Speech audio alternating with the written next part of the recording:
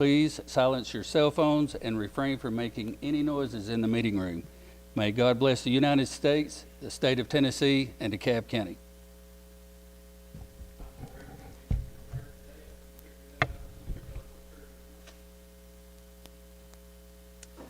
Isaac Gray from the Cumberland Presbyterian Church right here in Smithfield. Let's pray. Oh God, we give you thanks for you are overall. You hold all things in your hands. We give you thanks, God, for your love and mercy and grace that you show to us. Thank you for your mercy and grace we see most of all through Jesus and the work that you did for us. Lord, we thank you that you have allowed us to live in a wonderful part of this world and a wonderful part of the United States of America and the wonderful part of Tennessee here in DeKalb County, Lord. So we thank you for that gift. May we not take it for granted how you have placed us here, God. We recognize that everything's not perfect in our little part of this planet, but God, we are blessed to be here, and so we thank you for that. I thank you for each of these people who serve this county through their work, through their efforts, and thinking and planning and talking and discussing. God, we bless you for them, and we pray in this night for your presence to be here among this group as they conduct business once again. May you guide their thoughts. May you give them wisdom, God, for the good of this county, for the good of the people who live here. And may it bring you glory, God. And so we give you thanks and praise, and we say, have your way in this place and this night. We pray these things in Jesus' name. Amen. Amen.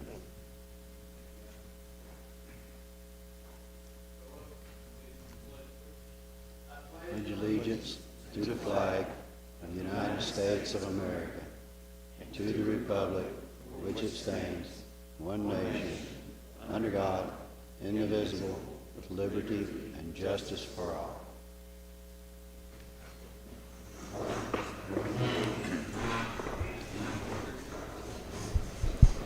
All right, clerk, you can call the roll.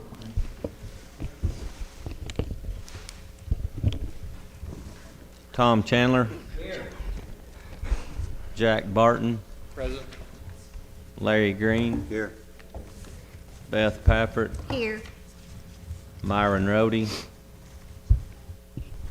Greg Matthews. Here. Andy Pack. Here.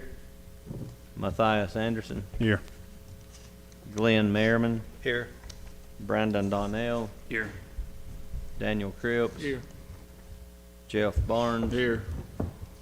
Sabrina Farler. And Tony Colwell. Here. 12 present. All right, we have a quorum. We're going to public comments. Anybody that has a public comment, come up and state your name and either your address or the district you reside in. I'll give you 3 minutes.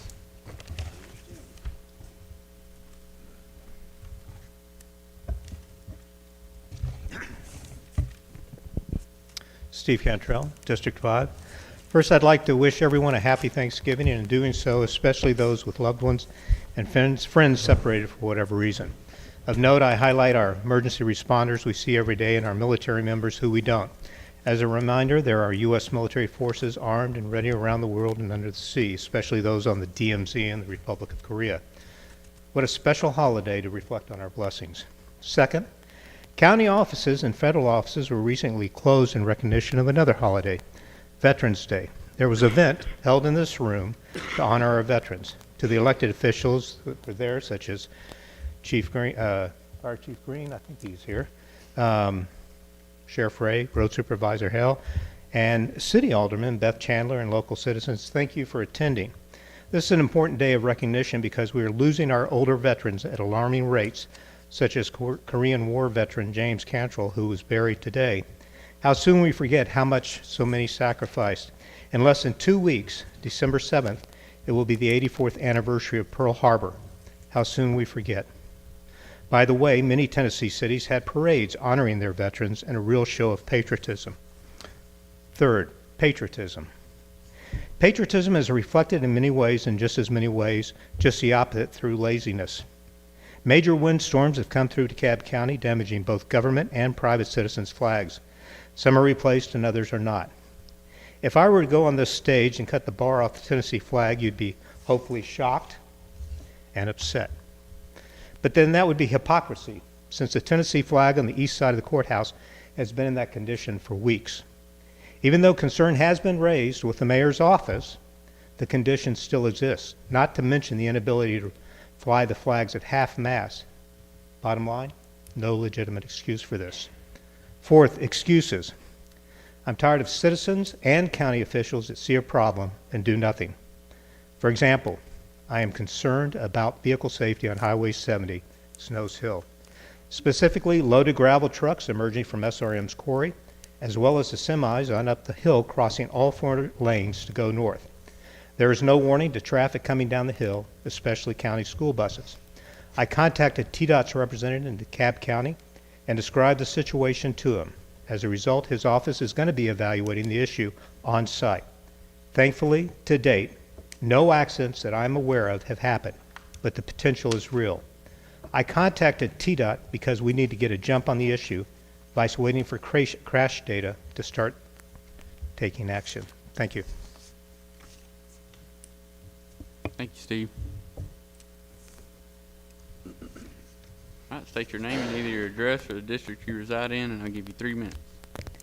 My name is Nicole Williams. I'm at 605 Long Branch Road, Lancaster, Tennessee. And to be completely honest, I don't know which district I'll reside in, but I hope you'll be willing to listen to me anyway. I spoke a week ago with the Rules Committee about some concerns I had with what you're considering later today for how we're implementing the county codes. And I'm not sure where that has landed today. I'm interested to see where it's been, but I want to raise similar concerns to the whole body while you consider the rules for implementing the code inspection in DeKalb County. And the first one is the inspector being paid on a per permit basis versus a salary, which could set up a false incentive for pulling more permits or requiring more permits. I think it does cost more to start with a salary, but it does give our inspector more stability and predictability of what they're earning, as well as takes away that false incentive. The second thing I'm interested in seeing is an automatic approval for things that meet the intent of the code, but maybe are not listed in the code. For example, if an exterior wall needs to have a UL listing of 2 hours, where it's fire resistant for 2 hours, and a new material is created that is not specified in the code or allowed for in the code, if you can produce the engineering report with the UL listing of 2 hours, that would be an automatic approval, not requiring the appeals committee, which would save the $50 per person on the appeals committee for the codes. Third, there is going to be a committee for appeals, and discussions were had at the meeting last week about having that be all contractors who are licensed, which makes sense. You want experts, right? What about architects, building inspectors, structural engineers, and those sorts of things? Is there room for some diverse opinions, and is there room for a citizen perspective to keep the balance between what the codes are doing versus what citizens can afford to implement at their house? Those are the things I wanted to bring up, as well as an ongoing concern about implementing zoning without being very thoughtful about it. I watched my home state of Oregon get ruined by zoning that ended up putting the power structures into the hands of people who could afford to do it and pushing the farmers out. As a farmer myself, I'm very concerned about having agricultural zoning used to push me off of my farm. Thank you very much. If anybody wants to connect with me, my email is NicoleSauce, that's as in spaghetti sauce, @gmail.com. All right, thank you. Anybody else? State your name and either your address and your district you reside in. I'll give you 3 minutes. Lucas Antoniak, District 2. Hello again. To quote from a U.S. Department of Labor Mine Safety and Health Administration document given to quarry workers, silica dust or quartz dust is a common occupational hazard for non-metal miners. Silica dust is generated by mining activities, including cutting, sanding, drilling, crushing, grinding, sawing, scraping, jackhammering, excavating, and hauling materials that contain silica. Silica dust also mixes with other dust created during mining, such as in order to create it, which creates an increased risk of illness and death. Inhalation of silica dust, or carcinogen, puts minors at risk for developing illnesses that are chronic, irreversible, and potentially fatal, such as silicosis, non-malignant respiratory diseases like emphysema and chronic bronchitis, lung cancer, and kidney disease. Employees at quarries are informed and left to their own decisions whether these risks are worth the pay, but in the case of those living near the SRM quarry in Daltown, those living in Daltown, Dry Creek, Snow Hill, and Dale Ridge have no say in whether we wanted to be exposed to this dust. As I've repeatedly said, every day SRM is operating their regular quarry activities, massive clouds of this dust are leaving their property and directly impacting the lives of DeKalb citizens and in clear violation of Tennessee's fugitive dust law. You can taste it in the air from miles away and see the clouds hanging over Daltown in the evening. Mayor Adcock, it was your decision to go above the law and grandfather in the SRM quarry. Don't you think you have a responsibility to protect us citizens? Why are you allowing this company to poison us? I know you're a father too. Would you want your kid to be exposed to this poison just because they're playing in the yard? That's not hypothetical for me when I can see the dust from my kitchen window heading directly towards my own backyard and taste it in the air and wonder if it's safe for my kid to play in the backyard. Finally, I continue to ask, where are the commissioners who are actually willing to question the legality of what Mayor Adcock is doing to us? Being a good representative for citizens takes real action and decisions to stand up for what's right, even if one has to stand alone. On behalf of my neighbors, I continue to plead that at least one commissioner has the courage to stand up and fight for us. Thank you. All right, thank you very much. Anybody else? All right, come on up, state your name, either your address or the district you reside in. I'll give you 3 minutes. Paul Miranda, District 4. I just wanted to bring up something that was discussed at the workshop on Thursday, and it's the mayor's resolution in regards to changing existing state-mandated speed laws from 55 miles an hour on unposted county roads. That is state statute. I understand he has an intention, and using what he said was public safety and road safety as being paramount, to want to use the private act to reduce that speed, and going through the formal process of a resolution here, sending it to the state legislature, who then brings it back to us, to 45. So my question is to what purpose? I know it sounds great, we're going to reduce the speed so that those roads are safe or safer, but those are roads generally that don't have an enforceable or aren't enforced regularly. There's no radar. The Sheriff's Department does not have radar capability, is my understanding, Sheriff? Not many, where you don't run regular radar. There's currently existing statute, Tennessee Code 55-8152, that mandates that drivers adjust their speed to conditions regardless of posted or unposted speed limits. And how it works is it's a basic speed law that states vehicles must operate their vehicles based on the conditions they're driving on. So whether that road is narrow, if there's rain, if there's ice, if there's hazards such as potholes, the type of surface, whatever that condition is, it does not exonerate that driver from being able to drive the 55 miles per hour or the posted 45 if conditions are unsafe at the time they're driving and something happens. They're liable. They can be cited for reckless or unsafe speed.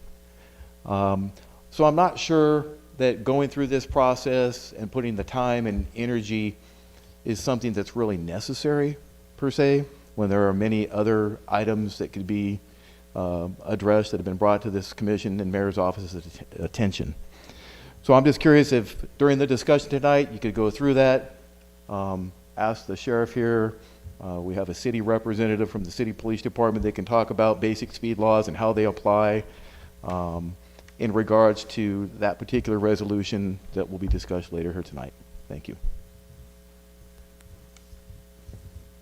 All right, thank you. Anybody else?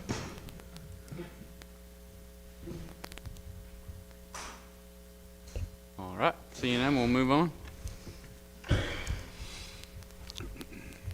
Approval of the agenda. Any commissioner like to make a motion to approve the agenda? I'll make the motion. Motion by Tom, Second. seconded by Larry Green. Is there any discussion? All right, hearing no discussion. All in favor, say aye. Aye. All opposed?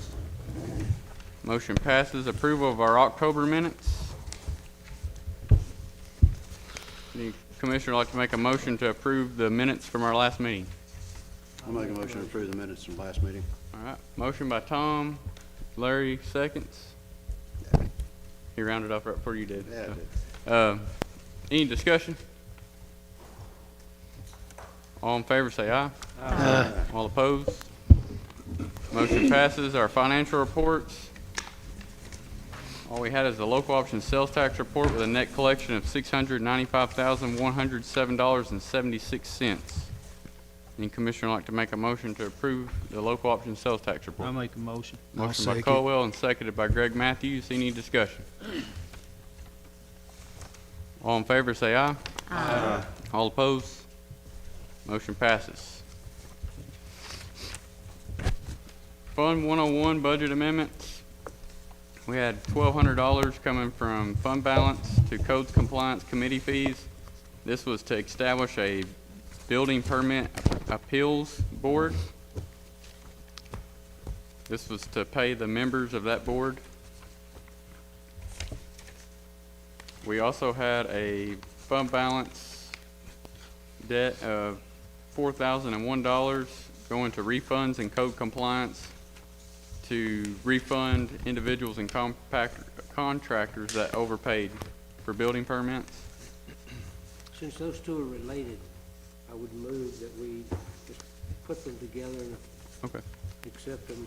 You want to just do it by fund like we normally do, or just do these two individually? Either way, it's fine with me. I don't care. Okay. We also had Fund 101, a debit of $7,500 from fund balance going to other charges in economic and community development. This is to help with the match for the Downtown Cities grant. Smithville City will also be putting in $7,500, and I believe this is a $60,000 grant for downtown lighting. And the last Fund 101 budget amendment is the sale of property in the amount of $10,502. It's debited from sale of property and going to motor vehicles, and the same amount for the sheriff's department. And this is the money of the sale of vehicles. So now I move we just. Tom put Chandler all makes a these motion together to and approve them all. combine all budget amendments for Fund 101 Second. and approve them together, and Colwell seconded that motion. Is there any discussion? All right, hearing no discussion, all in favor say aye. Aye. All opposed? Motion passes. Fund 171, which is capital projects. There's a budget amendment for $36,000 from fund balance going toward land and general administration projects. This is to purchase the property in Austin Bottom that has the current fire hall and convenience center on. Any commissioner would like to entertain a motion? I'll make a motion to accept. I'll second. Motion by Greg Matthews and seconded by Tom Chandler. Is there any discussion? All right, all in favor say aye. Aye. All opposed? Motion passes. Committee reports. The Budget Committee met on November 18th. And I think Sabrina's not here, but she went over this in our workshop. They went over several of those budget amendments that we had approved, and I believe they discussed the EMS salaries. Would anybody like to make a motion to acknowledge their minutes? Make a motion. Motion by Matthias, seconded by Tom Chandler. Any discussion? All in favor say aye. Aye. All opposed? Motion passes. The Government Services Committee met on November 17th to discuss the building inspector policy and the death investigator policy.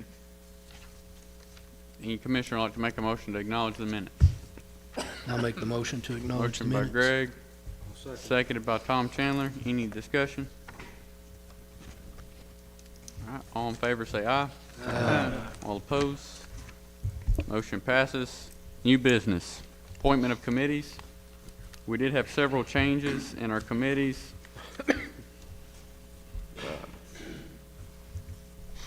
We had Brandon Donnell was added to the Budget Committee, taking Tony Luna's place.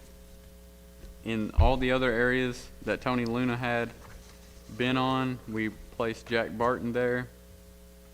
We also, since Jack was a citizen member of the Planning Commission, after he was appointed county commissioner, he then had a commission position, and we added Tim Striblin to be a citizen member. We also added, Jack was serving as a citizen member for the Ethics Committee, so he can no longer do that. So we added Mr. Jim Judkins to the Ethics Committee. I don't think I missed anything. Mr. Mayor, I was talking before the meeting. I was the secretary of the Ethics Committee, and I think the only time we met was to appoint officers, so Yes. it may have to reappoint. Yes, we will. Or meet to at least Yeah. discuss that. Well, if they ever have to meet, they can Yeah. vote on a secretary then. In which I want to make a note that in the workshop, we all had to write in Randy Caldwell. So Randy Caldwell is member number 9 of the Planning Commission.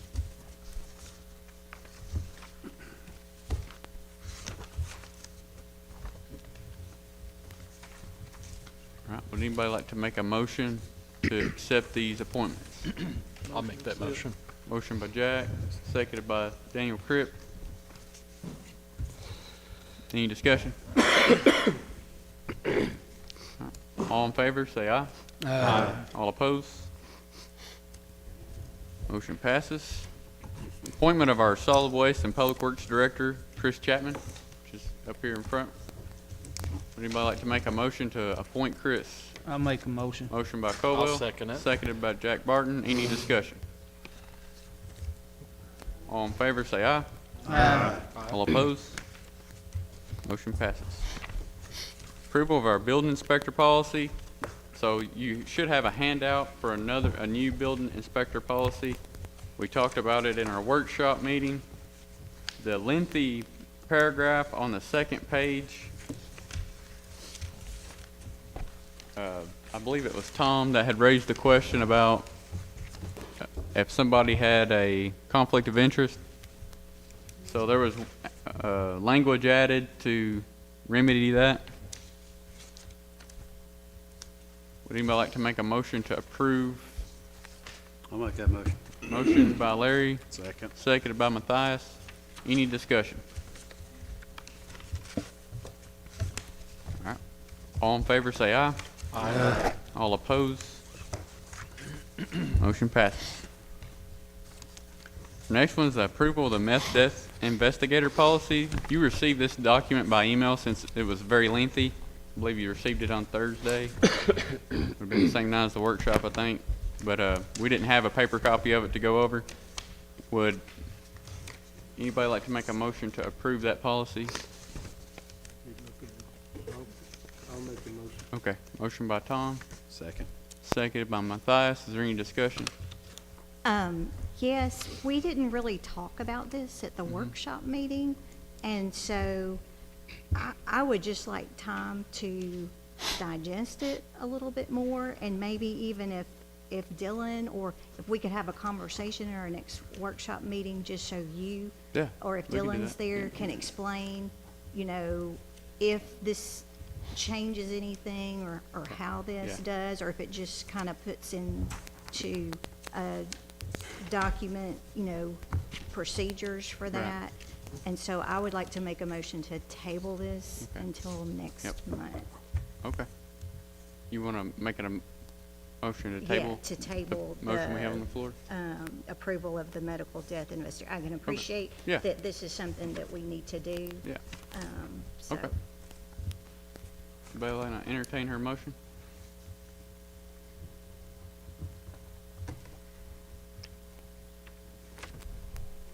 right, motion fails for lack of a second. We've got a motion and a second on the floor. Any more discussion?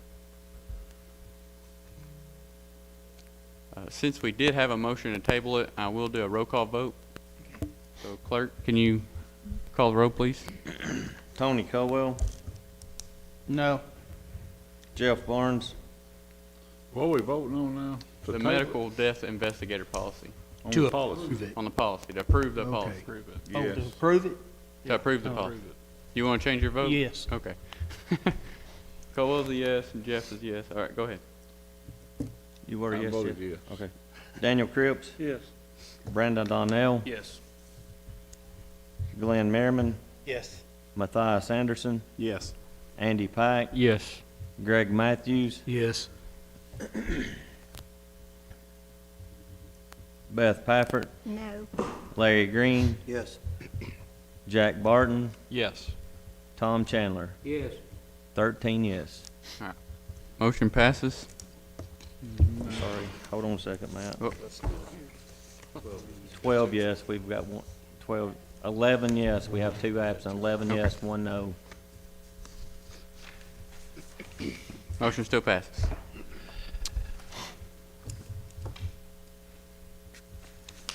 The next resolution is the resolution for the notification of a sex offender proximity. This was introduced by Mr. Greg Matthews. You had a handout in this meeting because there was questions in the workshop about the sex offender having to pay the fees. So there should be a new one that states that the sex offender is responsible for the fees. It says the fees are paid by the offender. Would any commissioner like to, this is also has to pass by 2/3 majority, so I need 10 votes to approve this. I make a motion to accept this resolution. Motion by Colwell, Second. Can I make it? seconded by Brandon Donnell. Is there any discussion? I've got a question. Yes. So we're saying that our DeKalb 911 is going to alert anyone within 1,000 feet of wherever this person lives, correct? That's, from my understanding, if it's 1,000 feet from the closest proximity from one structure to the next.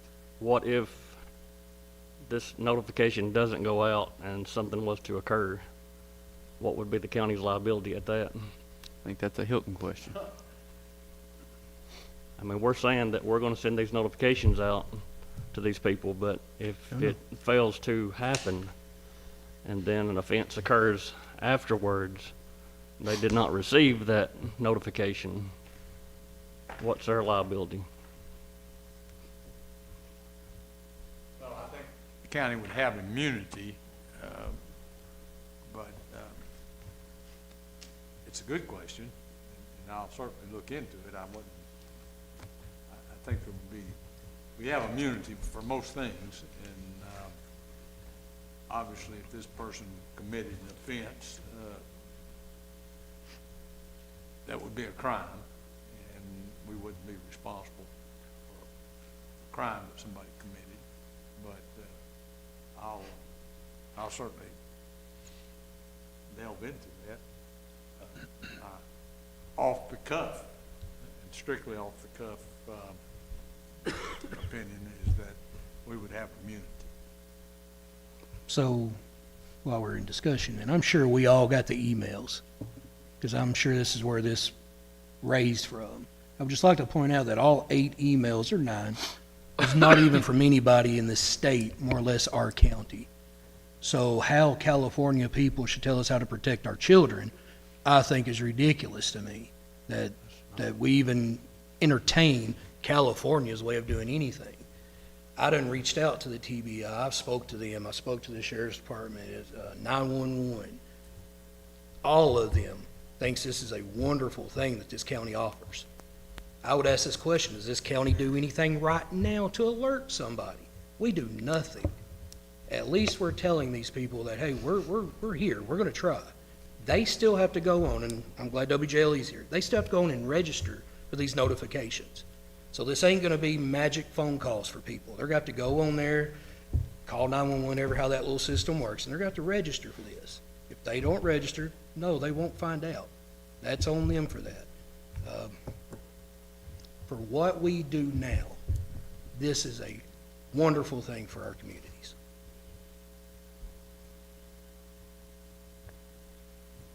I think the question that Andy raised is a good one.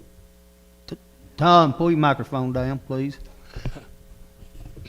I said I thought the question raised by Andy Pack was a good one, which made me pause to think whether or not we ought to delay voting on this until Hilton has had a chance to look at this, but I think we could probably pass this and ask Hilton to do that by the next meeting and accomplish the same thing. Also, Greg made reference to emails. I actually got calls today from people in California and Arizona. Not quite sure how they were notified of us having such a resolution on the floor tonight. But I thought it was curious that the script that they used was virtually identical, using a phrase in particular of vigilante, that this motion could promote vigilantism and harassment of sexual offenders and their families. And I found myself wondering whether there was anybody in this county that had teenage daughters that would not want to know if Jeffrey Epstein or Ghislaine Maxwell moved into DeKalb County near them. I'm going to guess there isn't anybody like that. And like Greg, it's curious to me that wackos in California and Arizona want to tell us how to govern ourselves here. So I'm in favor of this. And I just want to clarify, I mean, I'm for this too, but we don't need to completely act out of emotion because of, and if, we don't want to get the county into anything because all you need is $140 in a crayon anymore to have a lawsuit.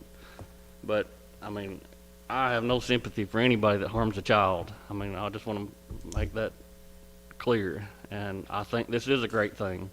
But I think some of the things in the past that we've done seems like we've jumped into it rather quickly and not investigated all of the, maybe to the full extent that we should have, the pros and cons to it.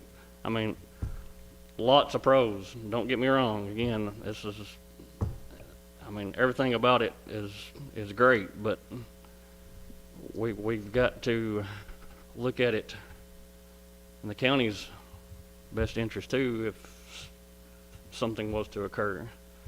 I mean, they have access to the information of the people that are around them. I mean, you can go to the Tennessee Sex Offender Registry at tn.gov and find out anything they want to find out. But again, I think this is a great idea. Do not get me wrong, but I think we need to make sure what we're doing is completely, make sure we cover all of our bases. I'll just say it that way. I would just like to point out, the state of Tennessee gives a TCA code that gives us the right to do this for our citizens. Well, one thing, it's been a long time since I've been on the site to look at the information, but I just did an AI search, and what I thought was correct is correct. The state of Tennessee's probably already had to address this because you can sign up for email alerts on the state side.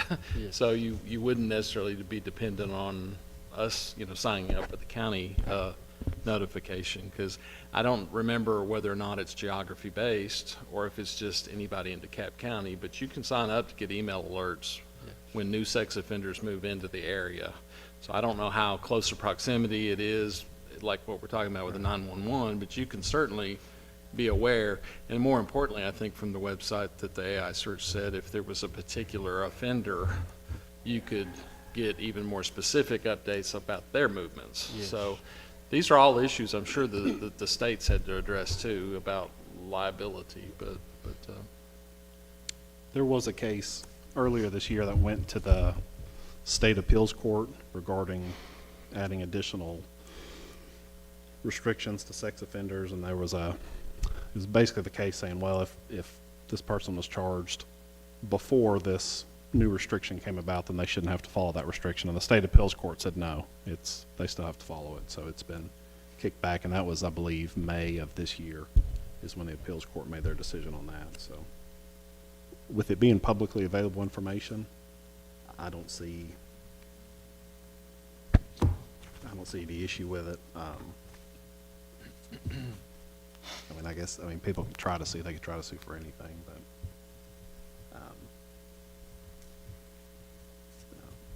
I'm all for it. So the state already offers yeah. this. Like I said, I'm not aware if it's as tight a geography as what we're talking about, that we can pinpoint. It is. Yeah. So I mean, you can basically already do the same thing. I assume you sign up with your address and then you get an email alert of when somebody's dinging in your area, but I knew, yeah, that's what it re-clarified. You could watch a specific offender, so I'm a little like Matthias. I almost don't think there's a problem with the redundancy. More lights, never a bad thing. Yeah. on something like this. Because I'll see something in the news and I'll check the registry to see if there's anyone near me, but it's not, I don't have an email alert set to where I'm going to look at it, on a monthly basis, and it would be great to get an alert, if someone moved into your neighborhood, which I think is what brought all this up in Greg's district. So, yeah. So, you through? Yeah, go ahead. Okay, so it does occur to me as I read down here, says the type of notification will be determined by the DeKalb County Sheriff. So I'm assuming that the sheriff would somehow be becoming aware of when sex offenders move into the neighborhood, or he or someone on his staff is going to be looking for that sort of thing. So before y'all got presented this, myself, 911, and the sheriff and the mayor all met. We ironed out some things. So what y'all are talking about with the state of Tennessee, his sex offender registered employee, whoever does that, can go on there and they could put 3716, they could put all the zip codes for our county. Now they will get an email when, I hate using it, Billy Bob moves from one to another. Then they could go into the system and they can enter it there. So it's not, Brad said, 5 minutes of work for the public to know who's living next door to them, their children and everything. Easy to do once a month anyway. Well, some of them's not even a month. I mean, it's not going to be a bum rush. So anybody that's currently living there is probably not going to affect. Their neighbors probably already know. But when they move or somebody moves in, when the system is changed, then it's going to give an alert. And this is something also that is much more impactful in denser population areas, in the county where you got miles and miles apart from one house to the next. It's a little less probably of a problem, hopefully, but certainly in town, which is the 4th and the 3rd district, it's going to be a big issue.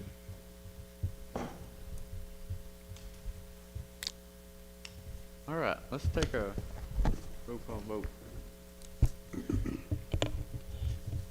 Tom Chandler, Yes. Jack Barton, Yes. Larry Green, Yes. Beth Pafford, No. Greg Matthews, Yes. Andy Pike, Yes. Matthias Anderson, Yes. Glenn Merriman, Yes. Brandon Donnell, Yes. Daniel Cripps, Yes. Jeff Barnes, Yes. Tony Colwell. Yes. 11 yes. All right, motion passes.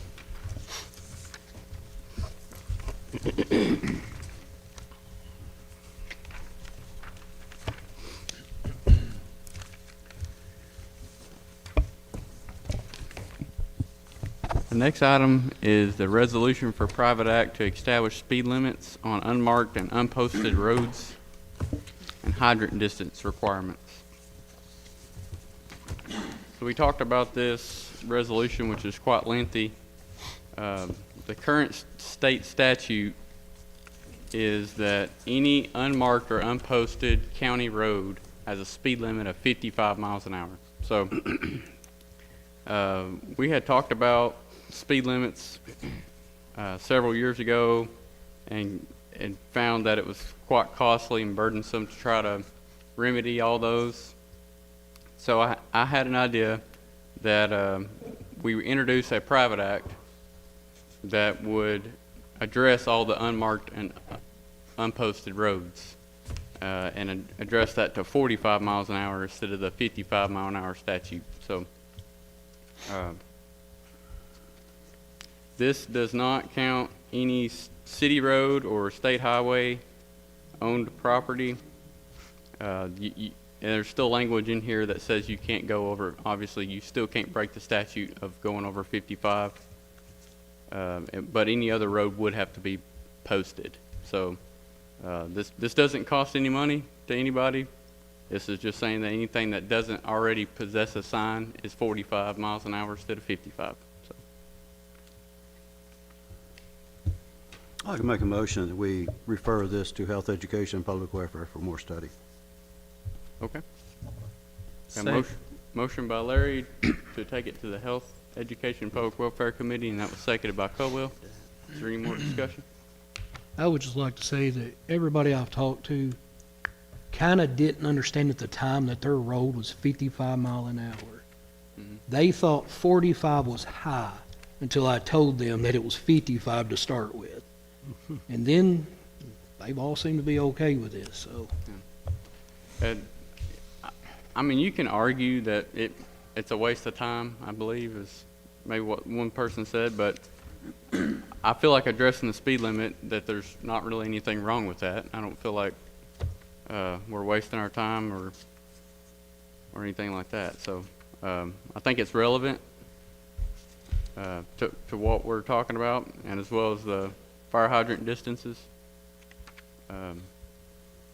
Can I ask, since Larry made the motion, that he add something to his motion? And that is that you sent out a note recommending or suggesting that we ask Danny Hell, he has a county road list for he or someone on his staff to go and look for any signs that have been posted that we're not aware of. Bring us a list of county roads and any of them that currently have unauthorized speeds or have authorized speed limits on them, so that we can consider that as part of this discussion. Because just as you pointed out, it may very well be that if there are some unauthorized speed signs up, we might like them. And if we okayed them, then they would become official. Right. Yep. And anything that wasn't up would not be official. And it would give us a means going forward, should discussion come up about speeds again, we'd have a county road list that we could look at and have on it what the speeds would be. If we, as part of this resolution, sort of by result, any of those roads that were unmarked would become 45 miles an hour, and we would know that. Mm-hmm. So I'm asking Larry to just add that to his, that we ask the road supervisor to bring that to us, because I'm on the Health, Education, Welfare Committee as well. I'm the vice chairman, so yeah. that we have that as part of our discussion. Okay. I'll add that to my motion. All right, got a motion and a second by Caldwell. Any more discussion? I'd just like to know how or what our method of enforcement is. What's our plans for that? Enforcement? Well, we can't enforce the law, but we can vote on it. I'll simplify that. The same way the 55 is getting enforced now. I mean, That's my point. The only difference is hopefully those who do follow it would follow it. You can't enforce a law that doesn't exist. I'll say that. But I think we got a motion and a second. I haven't heard anything in support of it, so we'll go ahead and vote by acclamation to take it to the committee. So all in favor say aye. Aye. All opposed?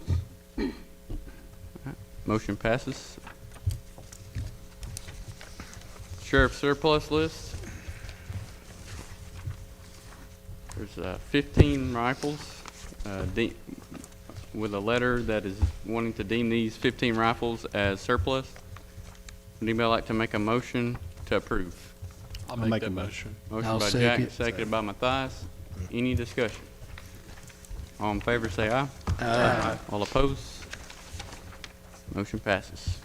Approval of property transfer between DCFD and 911 Communications. Should have a letterhead from DeKalb County Volunteer Fire Department to request the surplus and transfer a two-way VHF mobile radio. Make a motion to approve it. Motion by Second. Larry and seconded by Greg. Any discussion? All in favor say aye. Aye. All opposed? Motion passes. Approval of the revision of the August commission minutes. So this. Make a motion to approve the revised August commission meetings. Okay. Second. Motion by Larry and seconded by Tom. Any discussion? All right. All in favor say aye. Aye. All opposed? Motion passes.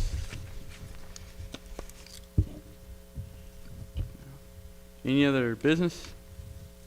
Anybody? I'd like to wish everybody a happy Thanksgiving. Yeah, absolutely.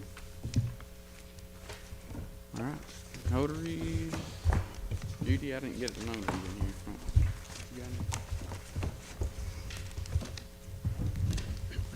any? Got Francis Dunley III, Shayla McBroom, Kelsey Powles, Carrie Rabus, Therese Stone, Janice Ward, and Renee Willoughby. Would like to make a motion to approve the notaries. I'll make a motion to approve and accept. Motion by Greg, seconded by Daniel. Any discussion? All in favor say aye. Aye. All opposed? Motion passes. Make a motion to adjourn. Motion adjourned by Jeff, Second. seconded by Tom Chandler. All in favor say aye. Aye. All opposed? Motion passes.